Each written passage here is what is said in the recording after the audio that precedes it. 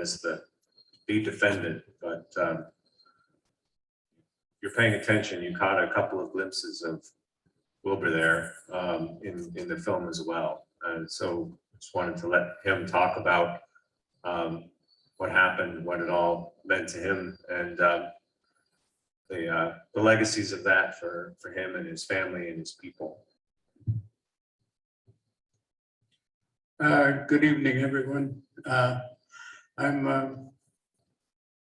little back in that time again. It was a very hard time. When we went up and during our trial, and we did go to LA, and when they were found not guilty of the conspiracy charge, which was a major part of the government's operation. And Judge Tanner flew back to courthouse in Seattle, and this was on a Friday. And he told us when he walked out of the courtroom there that we better be at court Monday morning, or the U.S. Marshals would drag us there in chains. And we can't drive that far, that fast. So Marlon Brando with from oh, she's an actress down there. Her name slips my mind. I know I remember it. Lois Red Elk. She got him to buy round trip tickets because our families and our witnesses were down in LA. And so we got up there, and it surprised Judge Tanner that we walked into the room. He was pretty angry about losing the major part of his case. And during the trial, when we would be sitting there and during the recess, he wouldn't leave right away. But it'd be off the court record. And he said, I know how to get you guys out of this case, but I'm not going to tell you. And then he would laugh, and then he'd get up and leave the chambers. This is not on the record, but I remember those words because he said that each recess. You guys need to find it yourself. And took a long time after being on the road and reading and being in various prisons, and they were telling me, you know, you were sentenced to prison. Yeah, that's your label. But to me, I told them, I got a government-sponsored vacation in various prisons around this country. That's how I could deal with it. Because I'm used to being outdoors and not locked up 23 hours a day and 1 hour out to shower and get something to read, because that's the way it was.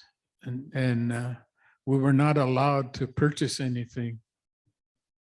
And when I got to Terre Haute, Indiana Federal Penitentiary, we were put in the basement. And there was, I think, about 12 cells, 2-man cells. And we were under the sewer pipes and they were leaking. And I would walk to the shower room through that foul water. And I got a prison from them that's still here to this day. I got a fungus infection that the PA, physical physician assistants said was athlete's foot. So they gave me the antifungal cream. And I've been living with this all these years. In late in 1990, my foot swelled and I couldn't stand on it, and it was oozing liquids. I went to see a doctor and he told me, there's a medicine that you can get that I can give you, but it will damage your liver. And I thought to myself, geez, I've done enough damage to my liver with alcohol. I don't want to kill myself. So I wouldn't refuse to take that medicine. And this is many years ago. And his name was Peter Peruzzo. He said, well, you're going to have problems later on in your life if you don't treat it. But I've been self-treating it, soaking it in Clorox, half water. It burns what it does. But now I guess it's got tolerant to the Clorox because it doesn't do anything anymore. These are the conditions that our people in these prisons face. You're not a person. You don't have a name anymore. And the name they assigned me was 12858-086. That was my name until I got released. After my release, then I had my name back. But I will never forget that number, 12858-086. And the treatment by some of those prison guards was very harsh. When I got to Sandstone, Minnesota, it's extremely cold in the wintertime. And they gave us one blanket and a sheet and a mattress cover. And it's below degrees temperature, really frozen. And so I thought I'd be smart. I crawled into the mattress cover and covered up. And that was my first mistake. As after that, they do come through and do counts at midnight, 2 o'clock, 4 o'clock. Well, after 2 o'clock, I crawled into that because I was extremely cold and tried to warm up. And a guard came by with a baton and hit me in this area here to see if I was still there, saying that by my hiding myself in that way, I was attempting to escape. So I had to show a part of my body to show them that I was still there. I learned to sleep with 1 foot out of the cover so that I wouldn't get hit like that anymore. These are the prison experiences that I went through. And the sad to say, but the most brutal guards were the female guards. They were easy. My stomach was always sore from being hit by those batons. And I always wondered what Jack Tanner was talking about. And I finally discovered it not long in, I think it was 94. And I read those words and they made sense to me. In anticipation of impending legislation, the undercover sting operation was begun 7 months prior to Reagan signing that law. a lot of the things that I wanted to say were already up here on this. But that is the treatment that I received. And I imagine it's still ongoing today. Because one of the trustee inmates that worked in those offices, he said, he brought me a sheet of paper. And on that paper, it had how to treat inmates, what to do to them, and to break their spirit so we're easily manageable. When I was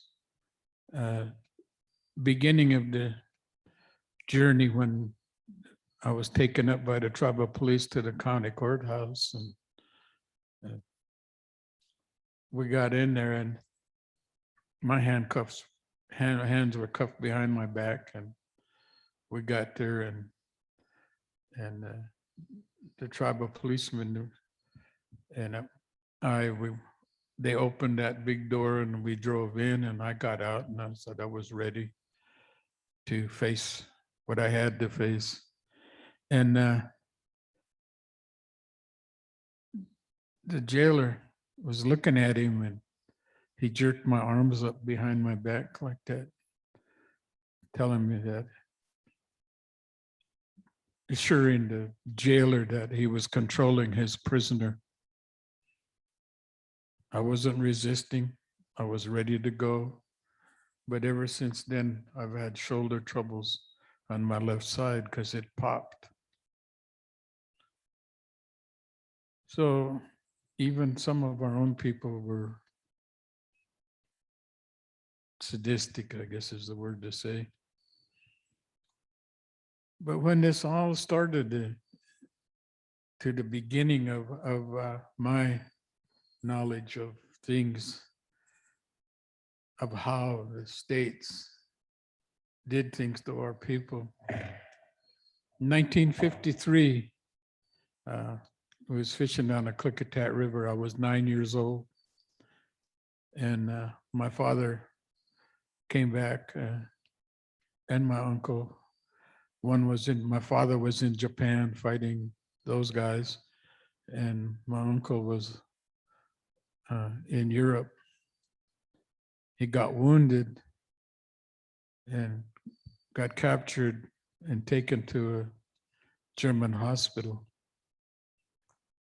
And he woke up and he said, I heard strange language. But they took care of him, and they took all the shrapnel and whatever they could out of his back and neck and his other wounds. And they asked him, why are you fighting for those Americans? We have no quarrel with you. It's them we're fighting. And he said, I'm fighting to protect my land.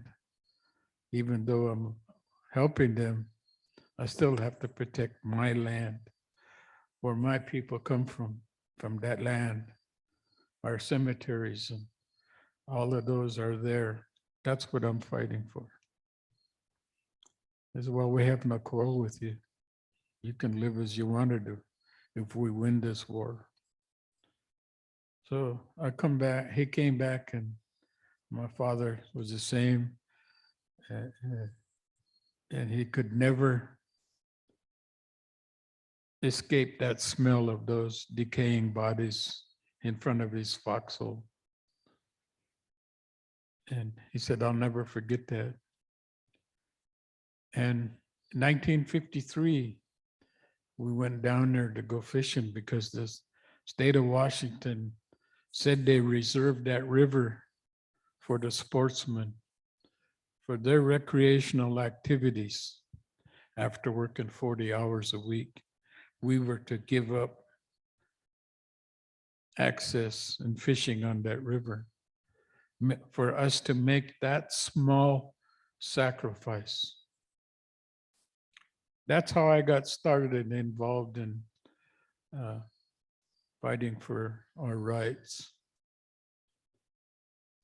Because he had fish in those, as you seen, the burlap bags.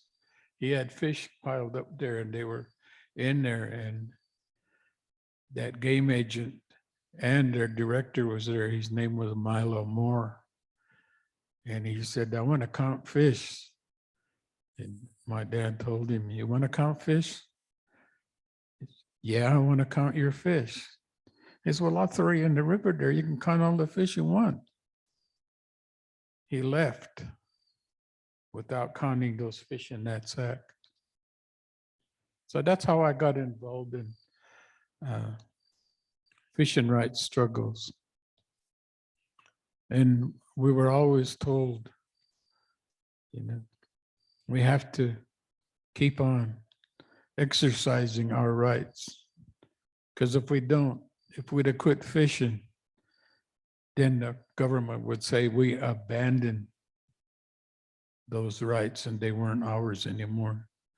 They've been trying to do away with our fishing activities. When you see that Bonneville Dam built there, they didn't tell you the whole thing.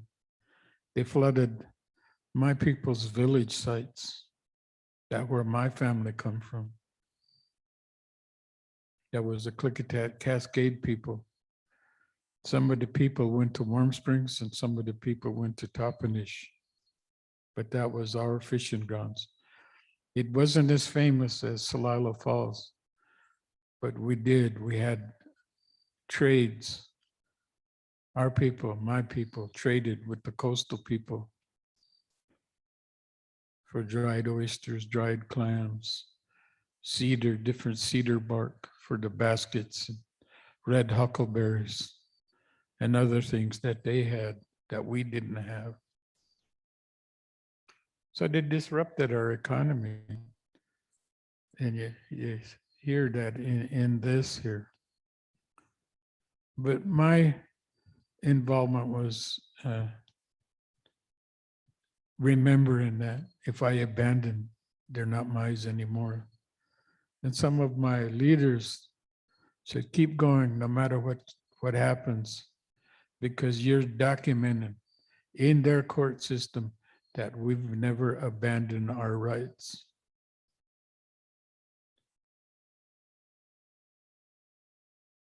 I was the first client on behalf of Tom Keefe's. He was referred to me, but I can't think of his name. He's been gone, so I haven't remembered his name that much. But he asked him to come over and take the case for us to help us out. So I met him and talked with him, and he asked me if I wanted him to be my representative, and I said, yeah. And then we had another meeting, and he came back and he said, well, we need to lay out a legal strategy.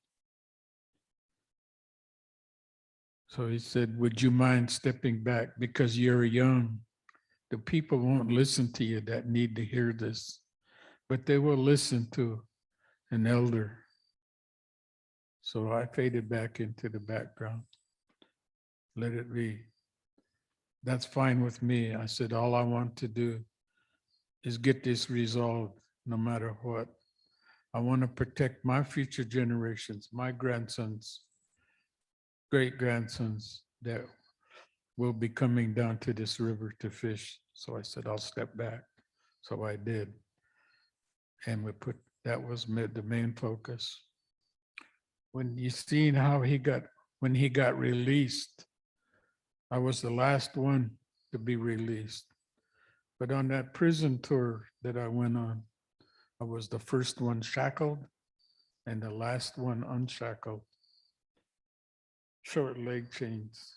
And then when we'd get on the plane, you'd had a hard time struggling up those ladders on the back of that plane.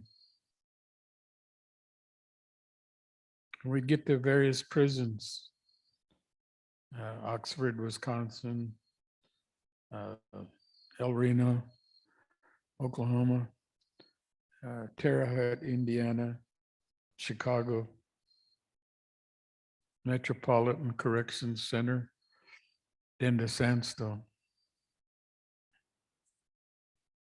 And after one winter there, I thought, I said I'd never be cold again because of the freezing weather, the blackouts that were there. Oh, so I started learning about issues because of the Hanford issues. But when I tried to go to foundations to get some grant monies to learn about these issues, they told me, your people are incapable of managing money, so you have to go to these white organizations and learn. And we were at a meeting in Hanford, and I was reading what radons and radionuclides and all of the molecular structures on the handouts that they were had. And these people from the Rural Alliance for Military Accountability asked me if I wanted a job. They hired me. So I had to go to New Mexico to learn about nuclear issues, what they were doing, and why the river was getting warm. This is in 91, 92, because I finally learned that those reactor rods were hot. And they used the water from the Columbia River to cool those rods, the spent nuclear fuel rods, and discharging it back into the Columbia River.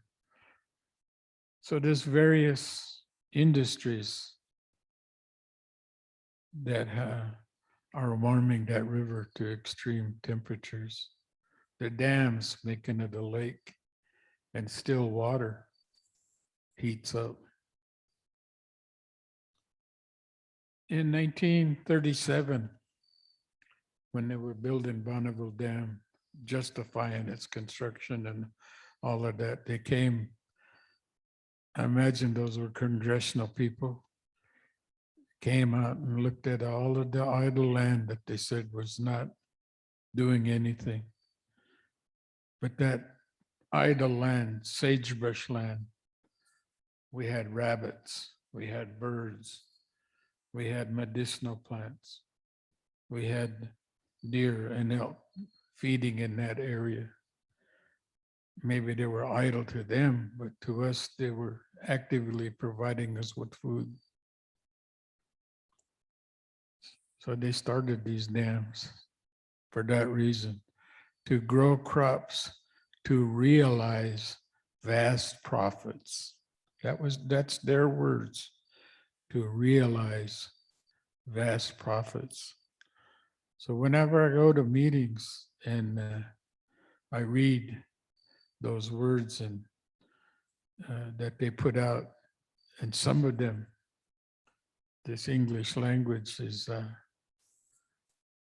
many meanings. Because we went to a meeting there and I got asked, give me your convictions. So I started naming all the times I'd been arrested for fishing and all of that. And he said, no, I mean your ideals, what you believe in. I said, well, why didn't you say that? Convictions to me is you being put in jail by a judge and having to serve some time. So when I go to these meetings nowadays, they don't like to hear it because I pick out words and bring out and say, well, this can mean that. It means for you right now. But as the laws were passed, as the agreements were made, as my grandfather signed that, what I call lease of land in the Northwest in my home area with the federal government. And we need to dispel that myth like that commercial guy said, that people that thought we were here first, we were justified, was liars. Well, God, it's hard. That film brought me back to a lot of old memories, the hiding and all of that, waiting for my day in tribal court. But I'll get over that part. So I learned a lot of the issues. I met a lot of people, Latino, Chicano, or the Black people. And all of these sites, nuclear waste sites, Army bases, Navy bases, Air Force bases were located right next to their communities. And they were, some places were burning jet fuels that were old in open pits right next to their communities. And I learned that the military is the largest polluter in this world because they're not regulated in the name of national defense. So I hope that you can take a lot of this here that I was going to say, but it's already said on this film. But the treatment of myself, the health treatment is non-existent in those prisons. So I hope that you understand a little of what I had to endure. And when I got released from that, I did my last 6 months of my 3-year sentence. Because when I got sentenced, Judge Tanner asked me to say what I would say at court during my part of the trial, what I would bring out in my defense. And I told him I would bring out your tax laws, your rules and regulations, your tax dollars, and lay it on the table. And if any fish or any life came out of there, I would leave it alone. Until then, I would utilize my God-given right to my foods that he placed here for my people's benefit. And he didn't like that. I was supposed to be placed on parole, but he told me he was going to give me 3 years to show that the government owned these resources, and that would give me time to think it over. And then I went to, when I was in El Reno, I met this Lakota guy. He was doing life for part of that Wounded Knee operation. And I was reading a newspaper at that time, and they were doing another study on us tribal people of how we came across that land bridge, proving that we weren't here all the time. And I said, God, I wish they'd do a study. And he was an elder gentleman. And I told him, I wish they'd do a study on what we did wrong to be punished by their presence. And he said, youngster, you got a lot to learn yet. He said, look what they did to their lands in Europe, the diseases and the plagues, how they destroyed their lands, their water, what they did to them with their world wars. He said, maybe he sent them over here. And he mentioned the famines too, the potato famine and all of those other ones. And he said, maybe he sent them over here for us to teach them to reconnect to this land because they have lost that connection. And they want to sort dominion, dominate the land. You heard it in there. To tame this river, dominate, make it do what you want. Well, their domination has led to the heat waves, water shortages, because they haven't remembered that connection to this land, what it does for us. In our world, the land gave us food supplies, gave us water, gave us all of the other elements, our natural foods. We didn't have to plow it. Came back naturally, as long as we gave honor to it. That one photo in here, I hope you saw it, was I revived my grandfather's salmon ceremony. And that was there. All it was a frame with tarps over it. But we remembered the gifts and they restarted that. I've been doing that 28 years now. I missed last year because of this COVID thing, but I did it again this year. So that's what it is. As long as we give honor, we protect these gifts of the Creator, they will return. But it's making hard by the industrialization and pollution and dominating the water. Water is the giver of life. We don't have water. There's going to be no people. So these are the things there that came to my mind when I was on my government-sponsored vacation. So I think I've covered about most everything.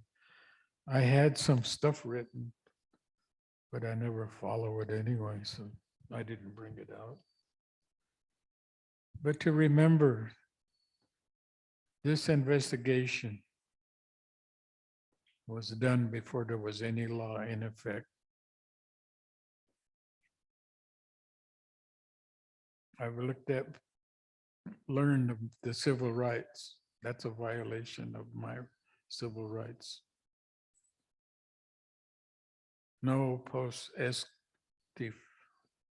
ex post de facto laws can be used. All of that things that they gathered was before the law was in effect. So I hope that one day all of our peoples can remember what this land is. It's our final resting place. Why do we want to pollute it? Why do we want to destroy it? We all come from this land. That's what we're born from. So I kind of think that's what he was getting across to me. So ever since then, I've been talking in an educational way. And I hope that's what I'm doing. But when I got released from Geiger Field there, Bob Thornton was the release guy. And they come and got me at 2:00 in the morning, gather your things. We're taking you out the back door, because they didn't want that kind of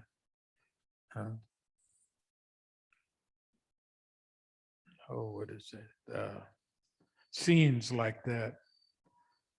because I was the last one to be released. All of the other ones were out of prison. And there was 19 of us. Now the surviving defendants from Warm Springs and mine, there's only me, David Jr., and Bruce Jim. 3 people left out of the 12 that went to trial in Los Angeles.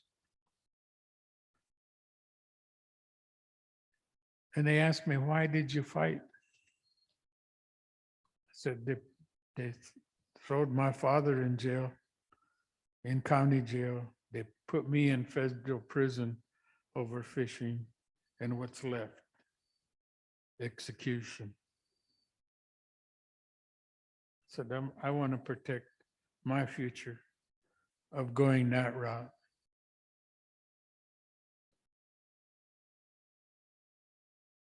Because all of these years, I've learned about the nuclear waste, all of the military toxics,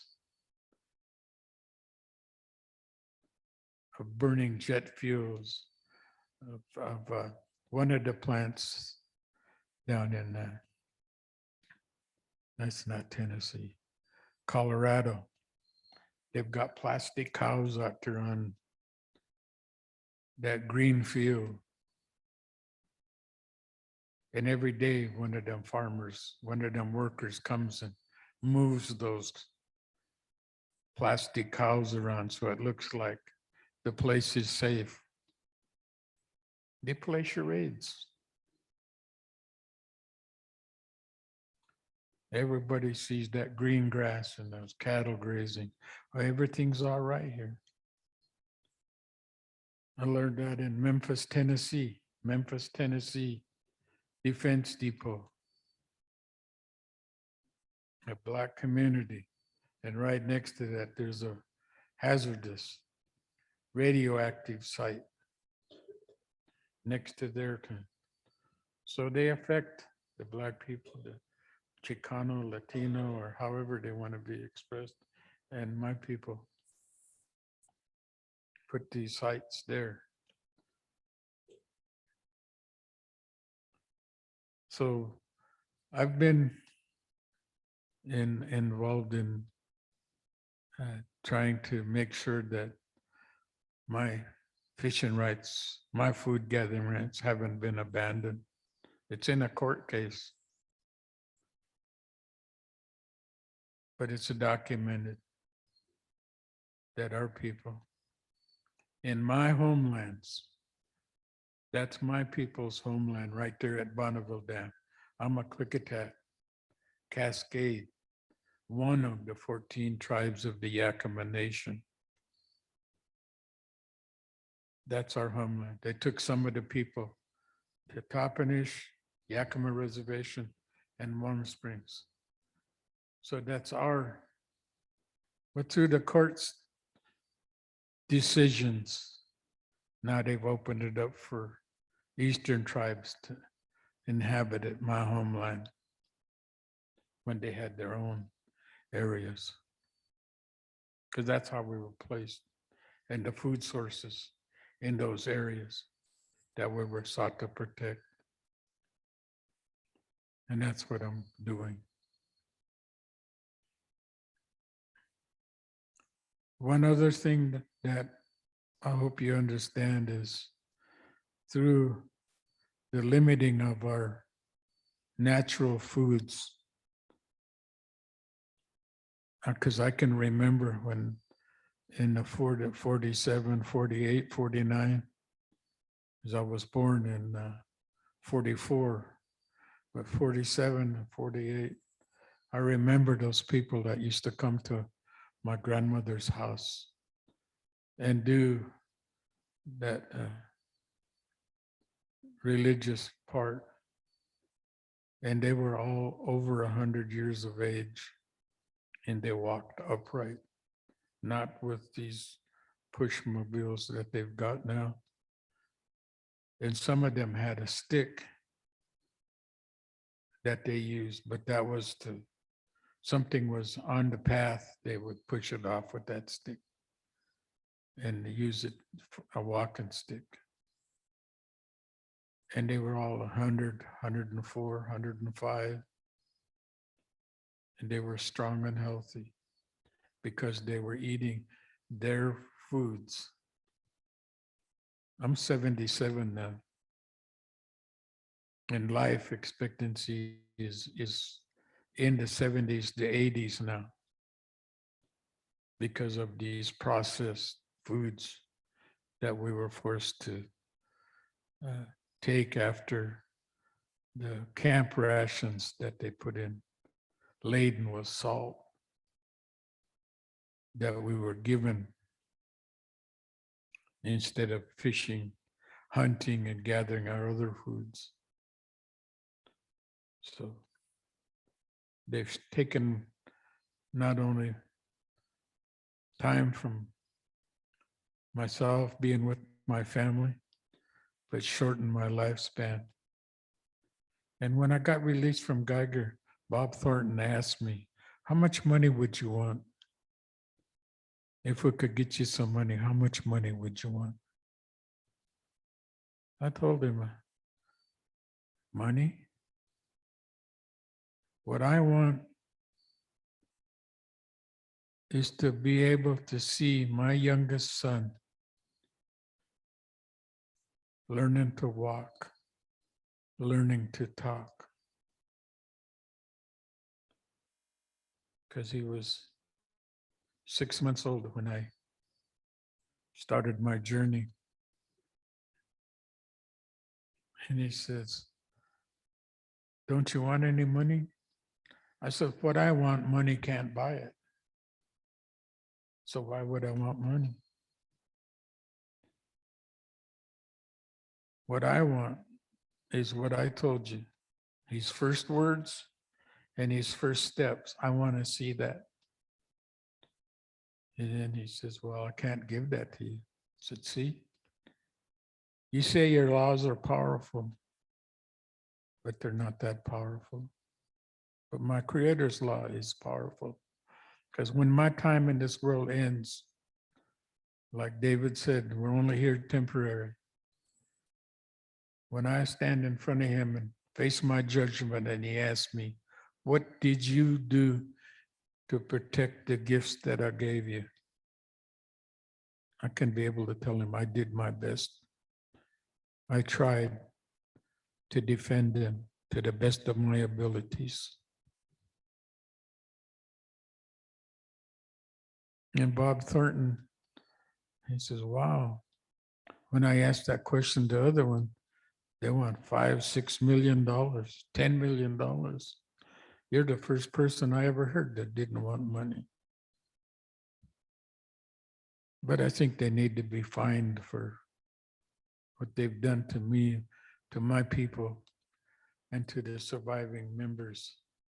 There was 19 of us originally charged in this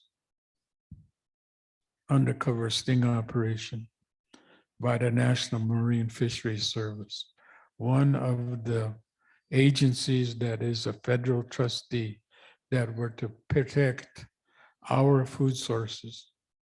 Because when Bonneville Dam was constructed, we'll build hatcheries, we'll supplement and rebuild. You will have more fish in this river than you have now. That happened.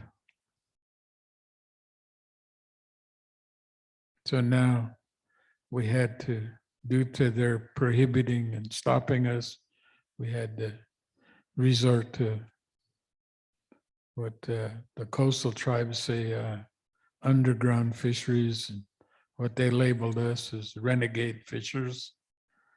We had to resort to that in order to feed and preserve our fish and give thanks to them for coming back and not abandon our rights. So I think I'll stop with that because a lot of the film has said a lot of what I was prepared to say, but it gives the message. I just added to it. Thank you for your attention and listening. Yeah, thank you, Wilbur. You added a lot to what the film said. With that, we can open up for questions, but first, please, a round of applause.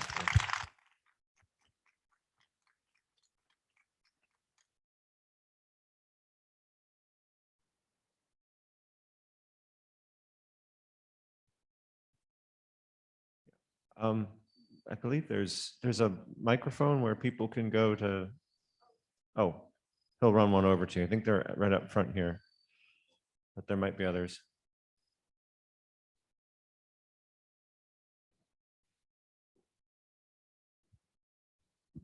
First, I'd just like to say thank you for your insights that you were able to add to the film. But I'm also wondering, in terms of while you were fighting the fight through the court systems, what were people doing at home on Cook's Landing? What were women doing to help support your efforts?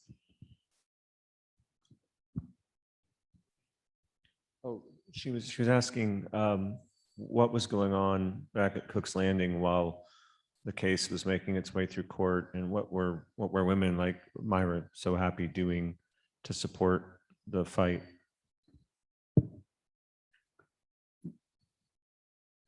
That's one of the things there that we could never figure out on that eviction case, if that's what you're referring to. Those were my people's village sites. And they were supposed to be reconstructed with adequate sewage, adequate sanitation, adequate living quarters, and drying station. Never happened. And a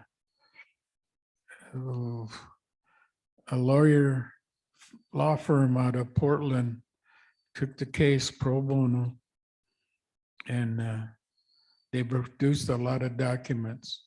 And the Army Corps of Engineers said that they did not make that promise, but the records produced that, because that's one thing there that the federal government does is document what they're doing. And he researched and he produced those documents at that trial. So the case was dismissed. But the question I asked was, when did the federal government gain title to those sites? Because they never paid for them. Not a penny. They flooded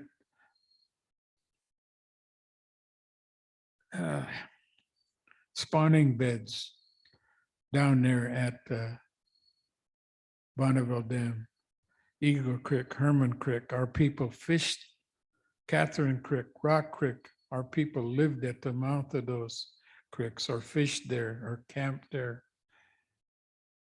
And the principal villages were up higher, but they would go there and fish at the mouths of those rivers. So they destroyed big spawning beds.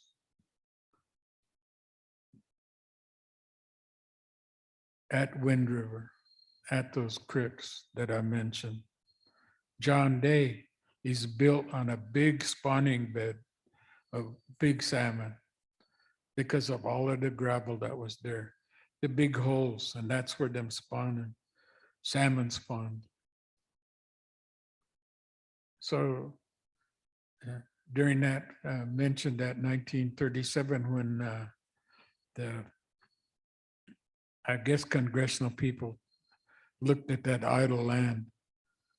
They said they would take, in order to save the commercial and recreational fisheries, they would put all of the hatcheries below Bonneville Dam for their interests. And once the salmon died out above Bonneville Dam, that would end our fishing activities. They were trying to do away with our fishing rights, not by law, but by elimination of their spawning beds, by elimination of their habitat, so that the corporate farms could use that river. And industrial, the aluminum plants and all of the other plants that they proposed could utilize that river with no regard for our traditional fishing activities that we reserved, not given to us by any court or anybody. And I always tell them, you got to remember who gave what to who. We gave you land. You gave land to the states. And then when we try to buy it back, we got to go through a process. It should revert, as you say, its original status as our Indian land. I don't know if that's what you wanted to hear, but that's the answer I come up with.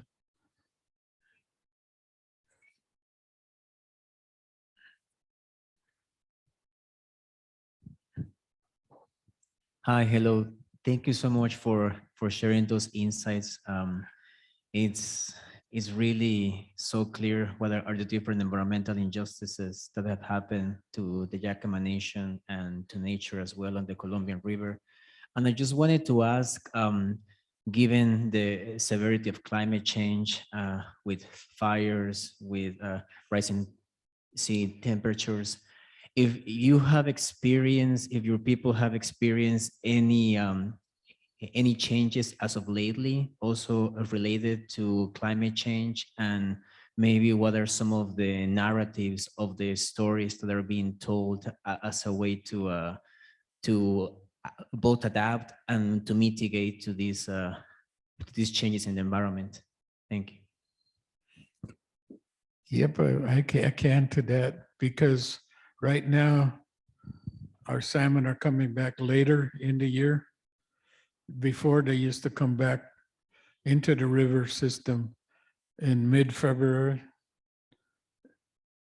Now, April, after tax day, April 15th, they're finally starting to trickle in. But I don't know, I can't prove it. I don't know if it's because of the sea lions' presence in the river. And they asked me, I go to these PFMC meetings, and I asked the California representative to take her sea lions home to San Francisco. And she said, no, they're yours. They're up here. Because they killed off the major part of their food source in the Columbia Basin system, the river, Sacramento River, and all of those rivers for farming activities. And now I see that they won a court decision there that the salmon in California, that the salmon have rights, and the Klamaths have a little, I think it's a sucker fish. So the salmon, the original water rights holder in this country, they're finally being observed and recognized. And also some of our roots that we're harvesting are shorter time frames and coming later also, and sometimes earlier. This year they were ready in February and March when they should be in April. So our food source, our natural food source, has been affected. And the huckleberries are also coming earlier, ripening earlier, and then being decimated by not only by the commercial harvesters, but by the weather. The extreme heat is killing them on the vine. So yeah, we have been affected, our natural food source, through this climate change. And I always laugh when I hear that climate change, because As you remember, President Trump called it the Chinese hoax, climate change. Well, I wish the Chinese would quit pushing this hoax upon us, and get about fixing it. Remembering why do we need so many lights? Why do we need so many cars? And why do we need so many? And then seems like every time they find a solution, it involves mining.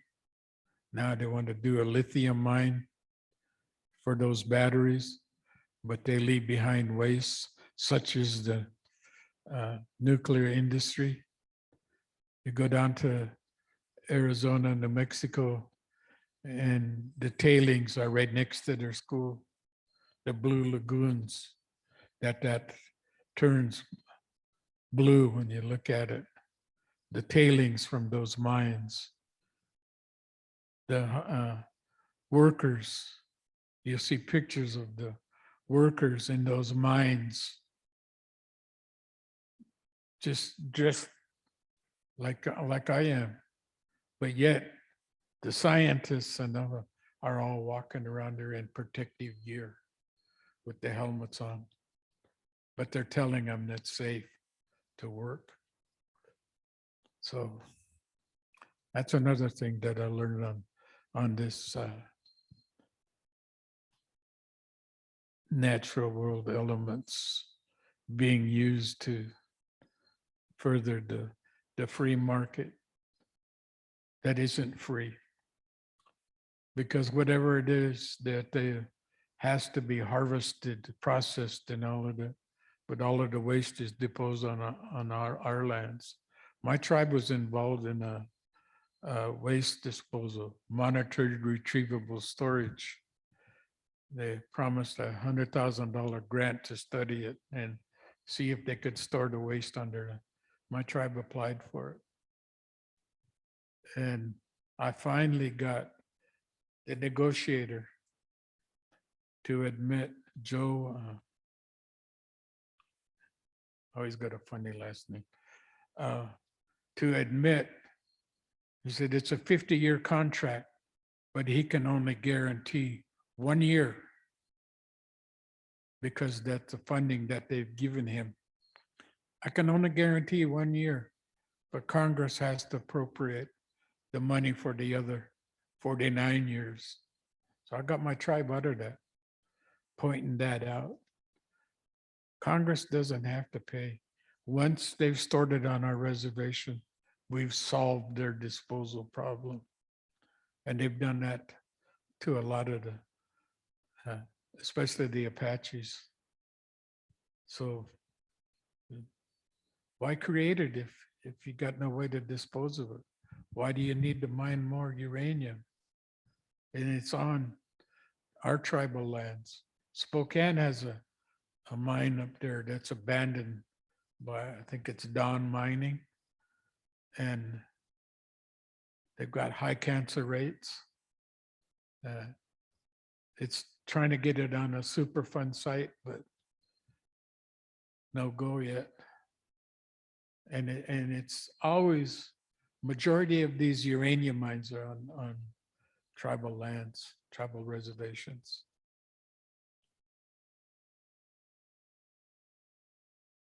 So remember, it's not a free market. Something has to be sacrificed. The resource, whatever it is, and my food supply, and my health, and my children's health.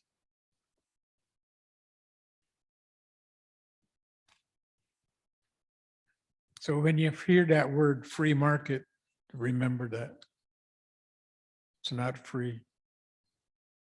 Timber isn't free, the industry. Mining, gold mining. Up in Montana, they did a mine there for gold. And they would have destroyed their village there that was there in Montana, Fort Belknap.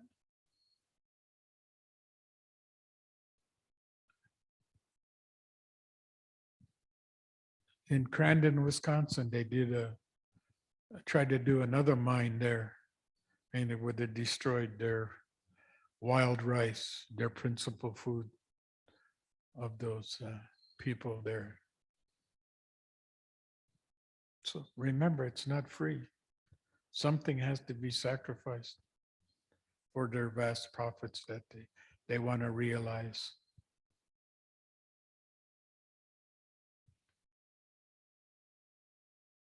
Are there any questions from Zoom or anyone else in the audience here?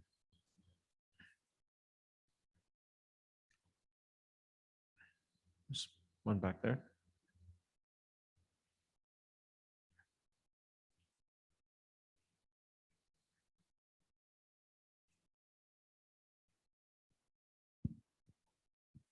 Hi, thank you for coming to talk to us. I was wondering how you feel about the people who, the fishermen who fought back against the legislation that granted you 50% of the fish in the Columbia River. Like, what would you say to them? Thank you.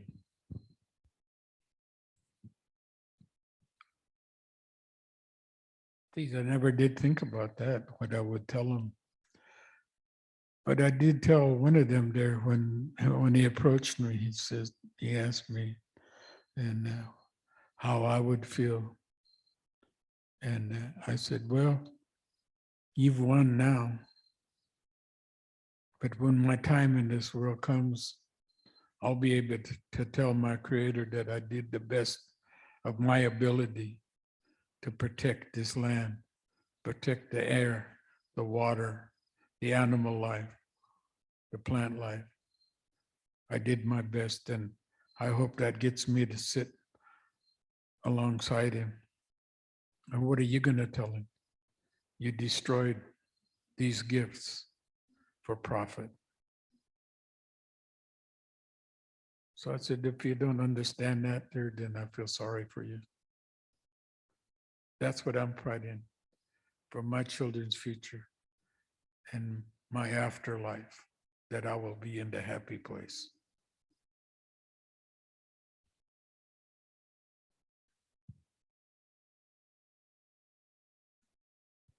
So the legislators,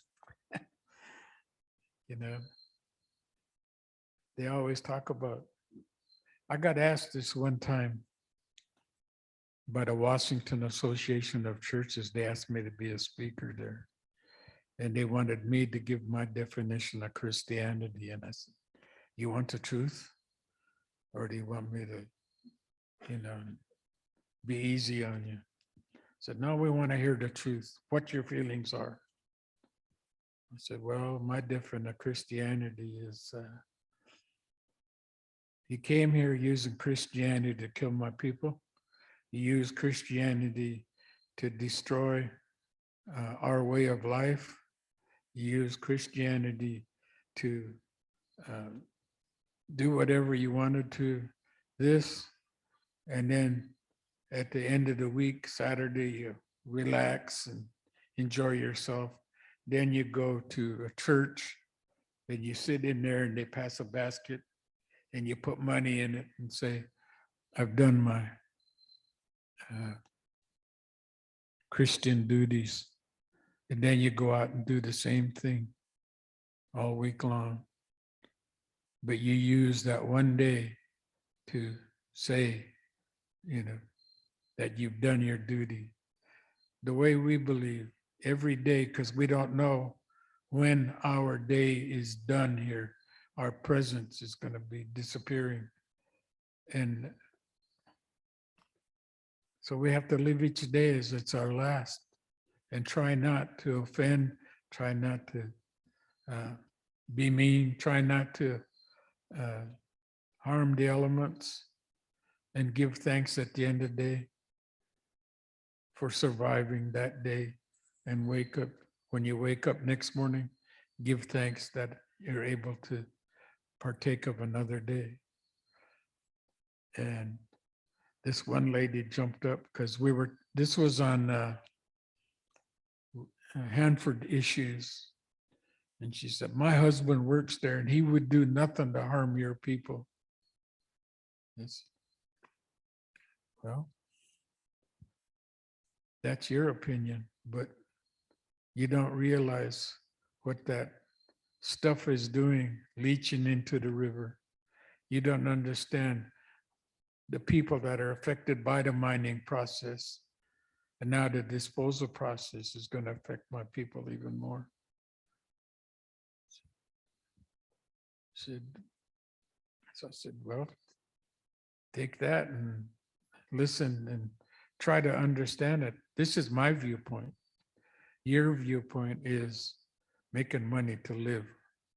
Well, we're trying to do the same, but utilizing our fish, our deer meat, our elk meat, because all of those things provided us with clothing, tools, food, and shelter prior to any trespass into my part of the country. And I always laugh about those pictures, how they show the, whatever the Mayflower people anyway, how their shoes are shiny and the bows on there, the silver buckles and all dressed clean. You come across that ocean in a wooden ship, you're not going to be clean. Then when they show the pictures of Lewis and Clark coming into my part of the country, they show them with the same clothes. See, they got Superman clothes. But yet, when they got there, they were hungry, they were sick, and they needed clothing. And my people provided them with these things. But yet you see those posters and all of that. So I hope you understand that little part. They don't show the accuracy in the history books. They don't tell you of the atrocities that my people endured. The forts over there in my part of the country were utilized as to hang the people that resisted them. So Fort Vancouver is one place. Another one there in Oregon, that's where the guys that fought them and as prisoners of war, they took them there to hang them. Accuracy. And then I said, well, that's your history. And one of them historians, he says, well, you need to write your story then. Don't call it history, but your story.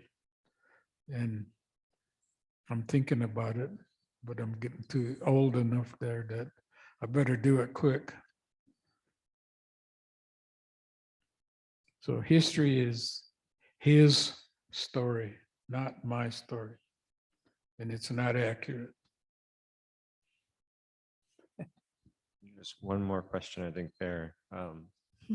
Hello. I just wanted to say first, thank you so much for speaking. I feel like I personally learned a lot tonight. And I wanted to ask if you have any advice or insights for young people like me and other students in the audience, especially us like non-Indigenous people, on how to continue to learn and aid Indigenous people in your fights for your rights to fish and just other things.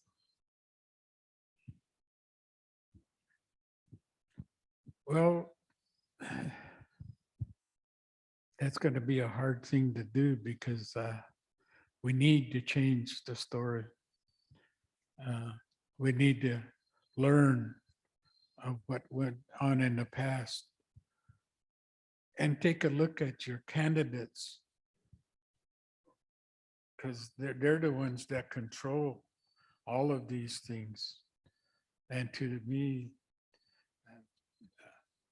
I hate to get into the Democrat Republican agenda stuff, but seems to me lately all they is one of them there said, God, man, They don't sound like Republican. They sound like Republic cash, because that's all they talk about is money. And Democrats, they're, sometimes I said, God, they're Democrats. What's the matter with them? They can't get along. They can't do what's best for the people. But yet they depend on these corporations to fund them, donations to get reelected. And that's who we need to start, is those corporations, campaign donor funds. That will assist our people, all of our people. Because I don't know if you understand or listen to the former president when this outbreak occurred, blaming it on China, Chinese hoax again, another hoax, and then disputing the vaccine and telling the people not to take the shots, but yet him and his Lindsey Graham and the rest of them have secretly taken the shots and not doing it. And to me, my eyes and my thoughts on it is, wow, they finally got tired of genocide on my people. Now he's doing it on his own people. And I remember the former president's background, where his family comes from Germany. Geez, he brought that mentality over here to, nobody agrees with him there, then do away with him. So we need to be sensible on who we elect, because it affects me and it affects you. Because there is no magic bullet or magic wand that's going to cure all of the ills. And I had a meeting the other day with some people there that from the University of Washington on a climate change. And they said, well, what can we do? How can we limit the activities of these companies? How can we do that? And I finally had enough of them. And I said, well, you need to pinpoint the cause of it, not put a Band-Aid on it by allowing them to keep doing what they're doing, but try to put a patch on it, a Band-Aid on it, so our people will. So you need to remember, the cure-all is stopping what's causing it, not putting a Band-Aid on it and putting salve on it or whatever. And in the private chat, it was on a Zoom meeting, in the private chat, that was a good point. Glad you brought that up. We need to get that into the discussion too. So I hope that answers.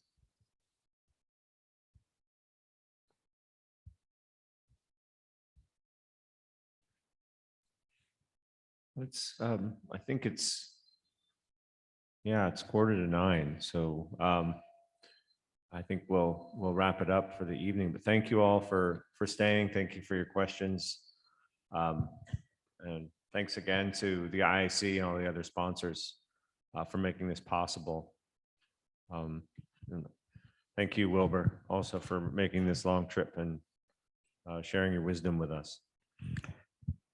Yeah, but I want to say thank you, students, because I always think of what he told me. His name was Hobart Garneau. And I think I'm doing what he said to make allies and educate so that we're all healthy. We're all safe in this environment because we live here. We can't go anywhere else. So I hope I put a little spark or a little something to make you realize, we are connected. just like all of the elements are connected, the water, the trees, the animal life, our ceremonies are connected to water. And I think I've done a little bit to further that education there that, we all live here. We breathe the same air. And hopefully we'll all have safe drinking water if we take care of the problems, creation, where they start. So, thank you.